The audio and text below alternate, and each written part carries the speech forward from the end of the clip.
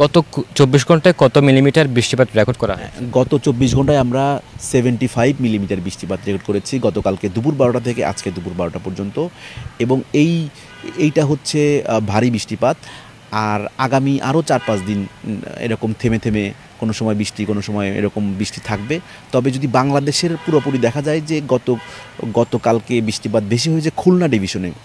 আমাদের যতগুলো স্টেশন আছে সেখানে সবচেয়ে বেশি বাংলাদেশের বেশি বৃষ্টিপাত ওইখানেই রেকর্ড করা হয়েছে। আর আমাদের এখানে 75, আজকে গতকালকে দুপুর থেকে আজকে দুপুর 12টা পর্যন্ত 24 ঘন্টায় 75 মিলিমিটার। এবং আগামী 3-4 দিন হয়তো বর্ষার যে সক্রিয় মৌসুমী বায়ুটা সেটা চলমান থাকবে, যার কারণে আমরা বৃষ্টিপাত পাবো এখন।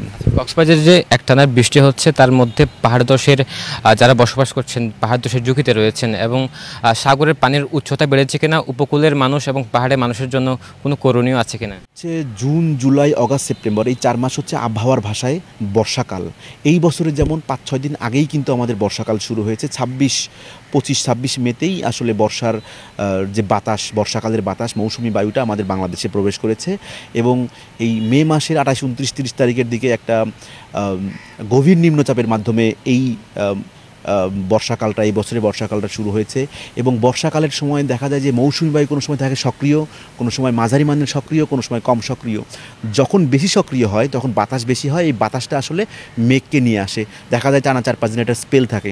আবার যখন এটা চলে যায় আবার তখন স্বাভাবিক বৃষ্টিপাত আমরা কম পাই এবং গরম ধীরে ধীরে অনুভূত হয়। তো এখন আবার মৌসুমি বায়ু সক্রিয় থাকার কারণে এখন কিন্তু বাতাস সাগরে এবং আমরা বৃষ্টি পাচ্ছি। আবার দেখা যাবে যে এটা তো যখন এই বর্ষাকালের একটা বৈশিষ্ট্য হচ্ছে যখন বৃষ্টি হয় একটানা 4-5 দিন কিন্তু বৃষ্টি হতে থাকে, একটা স্পেল।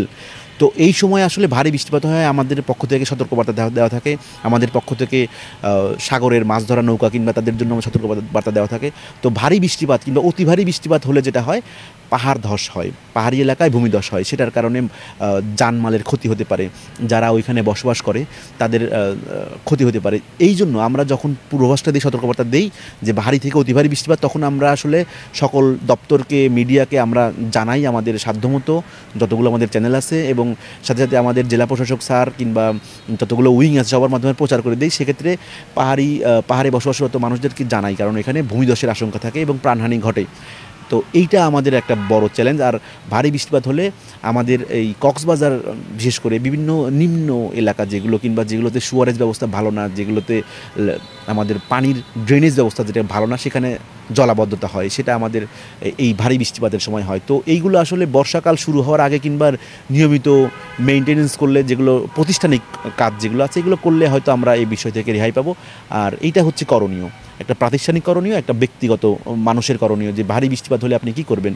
অতি ভারী হলে পাহাড়ি এলাকায় যেখানে আছেন আপনি সেখানে ঝুঁকিপূর্ণভাবে বসবাস করবেন। আপনি জানতেছেন যে এখানে পাহাড় ধস হতে পারে, তো ধীরে ধীরে আপনি প্রশাসনের সহায়তায় আপনি নির্দিষ্ট জায়গায় আসতে পারেন, যেখানে নিরাপদ, সেখানে আসতে পারেন।